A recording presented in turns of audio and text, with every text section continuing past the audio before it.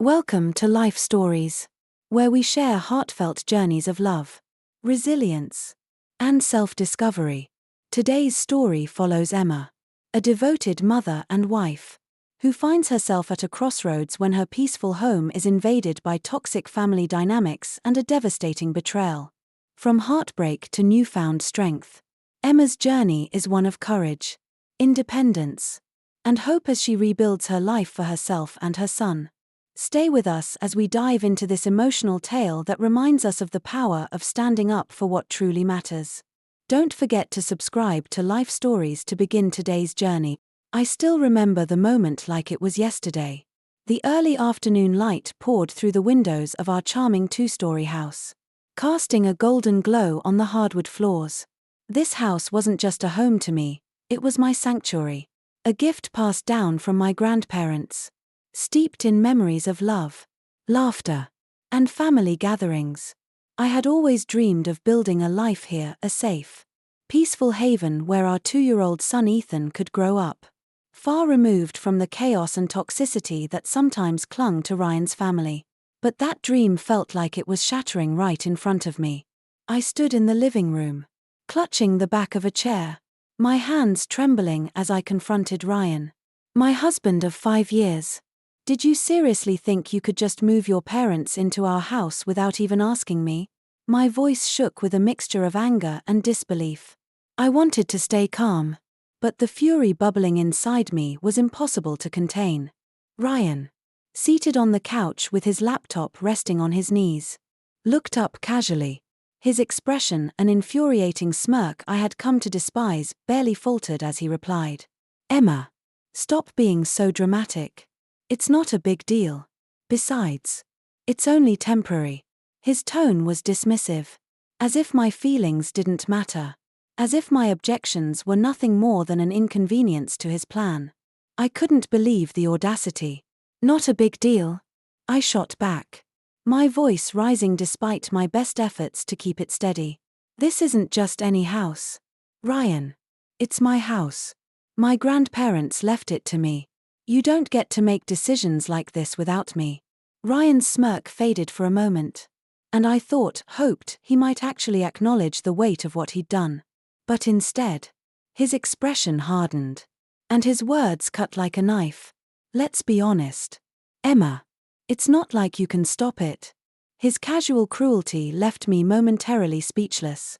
This wasn't the man I thought I had married. The Ryan I fell in love with had been kind and attentive. Or so I believed. But the man sitting in front of me now was a stranger, someone who disregarded my feelings and dismissed my boundaries without a second thought. Before I could gather myself to respond, a tiny, chubby hand tugged at my pant leg. I looked down to see Ethan. His face lit up with a toothy grin, reaching for me. For a moment, my anger melted away as I bent down to scoop him into my arms.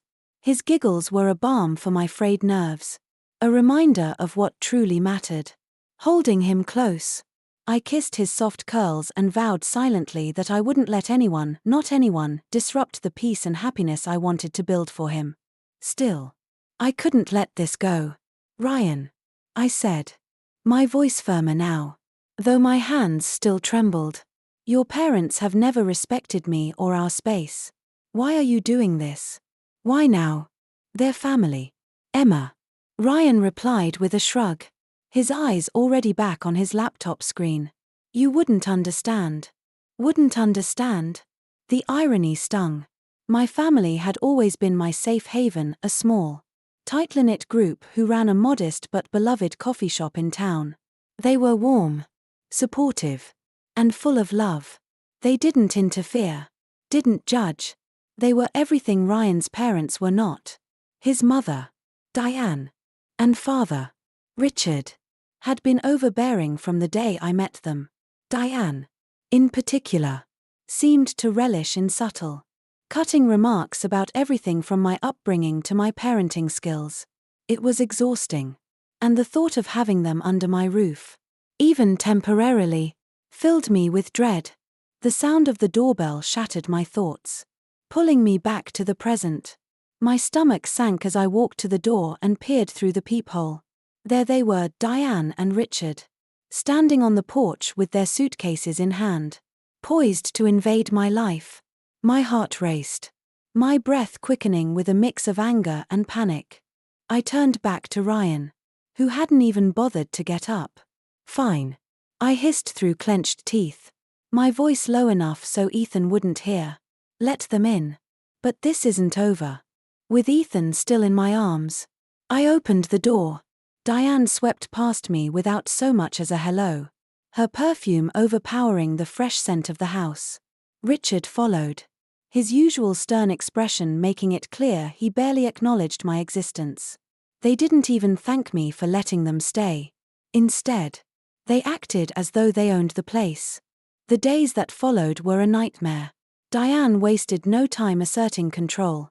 She rearranged my kitchen without asking, criticized every aspect of my parenting, and acted as though her way of doing things was the only way. One morning, as I prepared breakfast for Ethan, she stood behind me, arms crossed, and muttered, "This cereal isn't healthy for him. In our house, we believed in proper nutrition. You should really learn." I bit my tongue, my grip tightening on the box of cereal. "It's just cereal," I replied, my voice strained. "Ethan is perfectly fine." She shook her head, her expression filled with mock disappointment. "You're too lenient. No wonder he doesn't sleep through the night." Her words stung, but I refused to let her see how much. That evening, as I tucked Ethan into bed, humming softly to soothe him, Diane barged into the room without knocking. "Still struggling to get him to sleep?" she asked, her tone dripping with judgment. "Clearly, you're doing something wrong." I stared at her, my patience wearing thin. "I'm doing the best I can," I said, my voice trembling with barely contained anger. "Well," she replied with a cold smile, "maybe if you had a proper job, you'd have more structure in your life. This stay-at-home routine clearly isn't working for you." Her words felt like a slap, but they also lit a fire inside me. This was my house, my safe space, and I wasn't going to let Diane or anyone else take that from me. The tension in the house grew unbearable. Every day, I felt as though I was losing pieces of myself to Diane's constant meddling and judgment.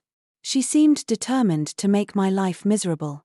It wasn't just the way she criticized my parenting or rearranged my belongings, it was her presence, her condescension, and the way she walked through my home as though she had built it herself.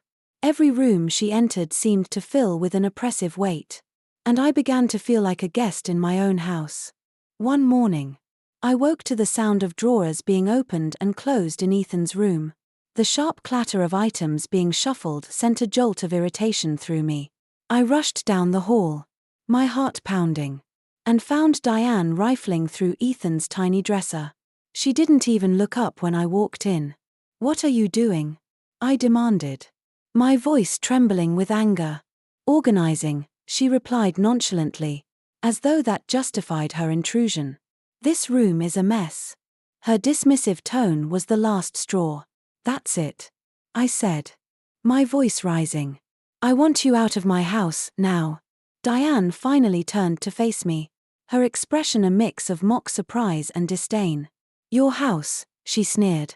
"Sweetheart, this is Ryan's house too. He wants us here." Her words felt like another betrayal. The fact that Ryan had allowed this, encouraged it even, cut deeper than I wanted to admit. I turned and stormed out of the room, my thoughts racing. This wasn't just about Diane anymore. It was about Ryan, his lack of respect for me, his unwillingness to stand by me, and his complete disregard for my feelings. How had we gotten here? How had the man I married turned into someone so indifferent to my pain? That evening, I lay awake in bed, staring at the ceiling. The house was silent, but my mind was anything but. Memories of the life I had envisioned played on a loop in my head, a warm, loving home where Ethan could grow up safe and happy, where Ryan and I could build something beautiful together. But that dream felt like a cruel joke now. Instead, I was trapped in a house full of tension and resentment. with a husband who seemed more committed to his parents than to me. I glanced over at Ryan, who was scrolling through his phone as though nothing had changed. "Ryan," I said, breaking the silence. He looked up, his expression neutral. "We need to talk." "What about?" he asked, his tone casual, almost bored. "Your parents," I replied firmly. "This has to stop. Their constant interference. Their complete disregard for my boundaries, it's unbearable. This is supposed to be a place of peace for Ethan and me, but they've turned it into a battleground." Ryan shifted uncomfortably but didn't meet my eyes. "They're just trying to help," he muttered. "Help?" I snapped, unable to contain my frustration. "They're not helping, Ryan. They're undermining me at every turn, treating me like a stranger in my own home. And you've done nothing to stop it." For a moment, I thought my words might get through to him. His expression flickered, as though he was about to say something meaningful. But then he shook his head. "They're my parents, Emma. I can't just ask them to leave." I locked eyes with him, my resolve hardening. "No, Ryan," I said, my voice steady. "They're guests in my home, and they've overstayed their welcome. Either they leave, or I do, and I'm taking Ethan with me." The weight of my ultimatum hung heavy in the air. Ryan stared at me, his face pale, as though he finally realized I wasn't bluffing. Diane and Richard had been in control for far too long, and I was done being their doormat. The next morning, as I prepared breakfast for Ethan, I heard the unmistakable sound of suitcases being dragged across the floor. Diane's sharp voice echoed through the house, complaining about the inconvenience of having to leave. I didn't say a word as they packed their things. When the front door finally closed behind them, a wave of relief washed over me. For the first time in weeks, I felt like I could breathe again. But the damage had been done. The house was quiet.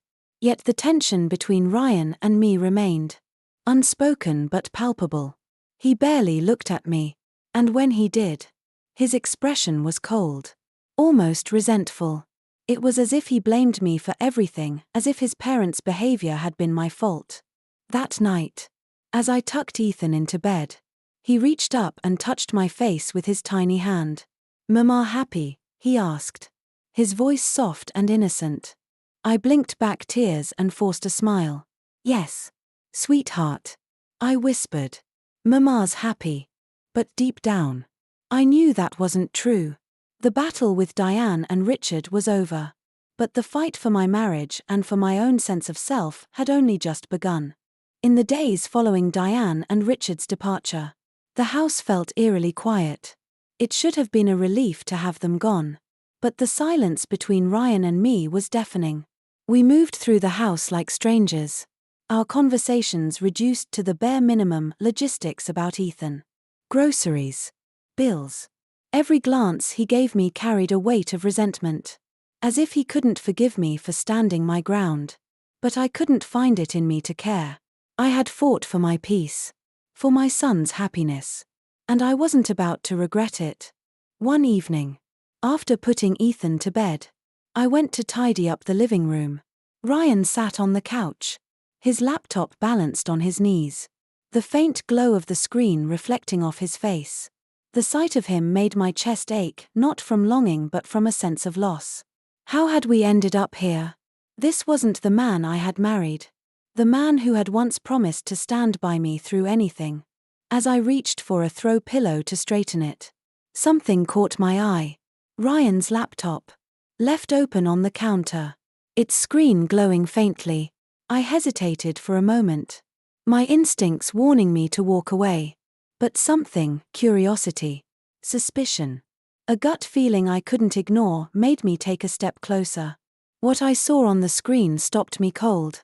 It wasn't just an email, it was a series of them. Long threads filled with exchanges between Ryan and someone I didn't recognize. The words blurred together as my heart pounded in my chest. But the meaning was painfully clear. He was having an affair. And it wasn't new. The timestamps on the messages stretched back months. For a moment, I stood there, frozen, my mind struggling to process what I was seeing.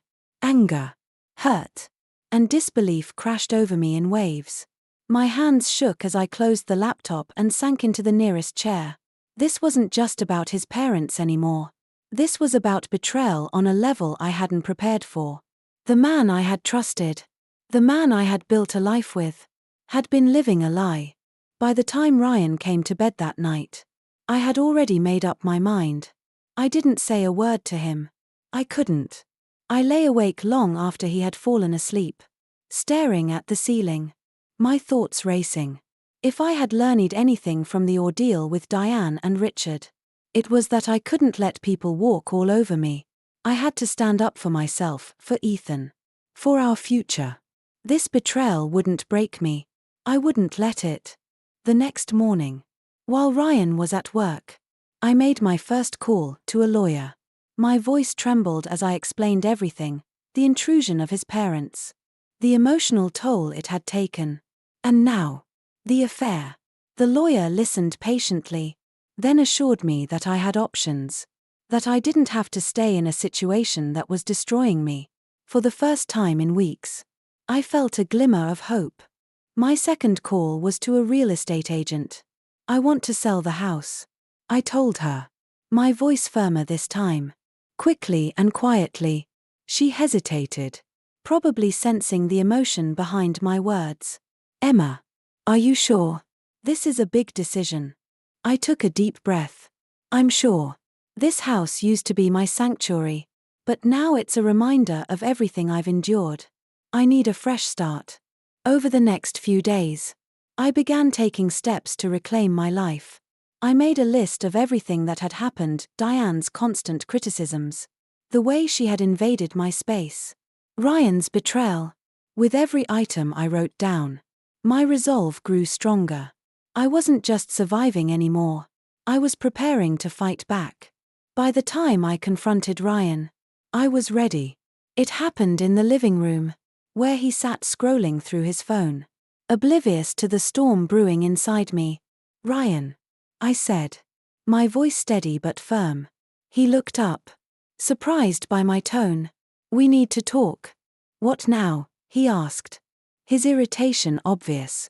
It's about everything, I replied. Your parents, your betrayal, and this marriage. I'm done. Ryan, I'm filing for divorce. The color drained from his face. Emma, wait. No, I cut him off. You've made your choices. And now I'm making mine. I'm taking Ethan. And I'm moving on. You can't control me anymore. The words hung in the air, heavy with finality. Ryan stared at me, stunned. But I didn't wait for his response. I turned and walked away, feeling a sense of strength I hadn't felt in years. This wasn't the end, it was a beginning. A chance to rebuild. To create a life free from the lies and toxicity that had consumed me for so long. And for the first time, I believed I could do it. As I stood in the warm glow of the setting sun, watching Ethan play in the yard, I felt an overwhelming sense of peace. Life hadn't been easy, but every struggle had led me to this moment, a place of strength, independence, and hope. The memories of betrayal and pain no longer defined me, instead, they became lessons that shaped me into the woman I am today. My family's support, the laughter of my son, and the life we were building together gave me the courage to keep moving forward. I had reclaimed my happiness, my sanctuary, and my future. And while the road ahead was uncertain, it was mine to shape. Thank you for watching this journey of resilience and rediscovery. Don't forget to subscribe to Life Stories for more heartfelt tales of growth and triumph. See you in the next chapter.